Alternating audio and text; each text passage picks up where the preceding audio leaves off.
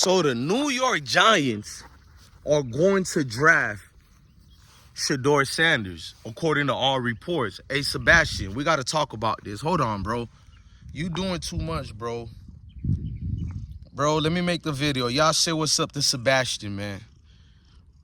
We found this cat almost 7 months ago. Look how fat he got since y'all been watching him. He's still here. He's still hunting and eating cat food, but snatching his own food. We'll talk about him later. Sebastian, peace. He following me around like a pit bull. Y'all see that? Loyalty. They say a dog is a man's best friend, but a cat is Batman. But anyways, man, New York Giants have decided to draft Shedeur, according to reports. Now, I should be talking about all the teams who look like they're going to skip on Shedeur, such as Tennessee Titans, Cleveland Cavaliers, scrub teams like that need a quarterback that Shedeur Sanders should favor the type of team they got, the culture they want to build. You know, Shedeur got all this swagger. And forget about the swag. If you just want a businessman who don't do anything stupid off field to get you in trouble, was raised right, was raised with the Most High, the Lord, Christian values, then Shedeur is your man. But I don't want to do this video right now about Tennessee Titans and Cleveland Cavaliers because we know it's going to be an abysmal year for them anyways. But let's stick to New York Giants. Since we're being told the Giants are about to draft Shedeur, we all should have a problem with that.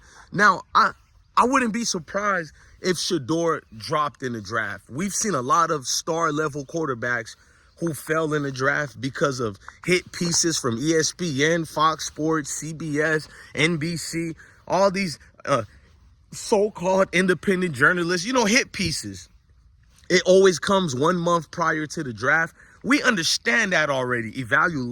Evaluations will get done to prop up other mediocre quarterbacks who are below average as best, like Jackson Dart and so many other quarterbacks. You already see Tim Hasselbeck telling the world that Shedeur is not a first-round quarterback, but you want to tell me last year, J.J. McCarthy, he was a first-round talent. Jesus Christ. But New York Giants should not be the team to draft Shedeur. I hope Deion does an intervention just like Eli Manning's father did, just like John Elway and his dad did, and many other cases of players and their fathers and agents stopping a draft selection from processing, bro. Because Deion should know more than anybody else the gimmicks that New York Giants plays with melanated quarterbacks, melanated football players in general. The Giants don't like quarterbacks who don't look like their grandkids. It's been like that for generations with the New York Giants. They have never drafted a quarterback in the first round, second round. The only quarterback I think they drafted or signed as a free agent, I forgot what school he came from, and that was like the last pick or something like that, or it got signed and not even utilized. Let's just be honest. They don't rock with, you know what kind of quarterbacks. They just don't rock with that. Now, to look at an organization that still has the same, look, all the NFL teams, if we're being for real, they much rather have players who look like their grandkids leading their teams. So all the skill positions, they have no issues in drafting melanated players. But for that quarterback position to be at the helm, they don't respect you guys enough. And my thing is, even with the Mayo quarterbacks, look what has been done actually with those players. Look at the moves that they've done with those players. So you mean to tell me if Shedeur goes to a team like that, even if Shedeur is skilled, he's intelligent, high IQ, if he goes to a team that has failed to provide security for that quarterback position, failed to provide help, failed to provide, just forget about failed to provide anything, just being a family-oriented team, bro. It is not the New York Giants at all. This organization has failed miserably in hiring the right coaches, hiring the right staff, and even their medical department, rigorous years, I should say, of player injuries through the faults of their medical staff team. We've seen all the hit pieces on their medical staff team, but for some reason, it doesn't make the big news. It doesn't make your pundits such as Stephen A. Smith desk at First Take, but it's called the First Take. A First Take that talks about everything. That's the fifth take, the sixth take, the seventh take. You get it, etc., etc. For Shedeur right now, bro, it doesn't even matter if he goes to the second round. I'm trying to tell you guys, it's a dangerous game we're playing right now when it comes to the NFL draft and a player's future. They do not care. To spit out Deion Sanders' son and make both of Deion and his son humble, they're trying to do that.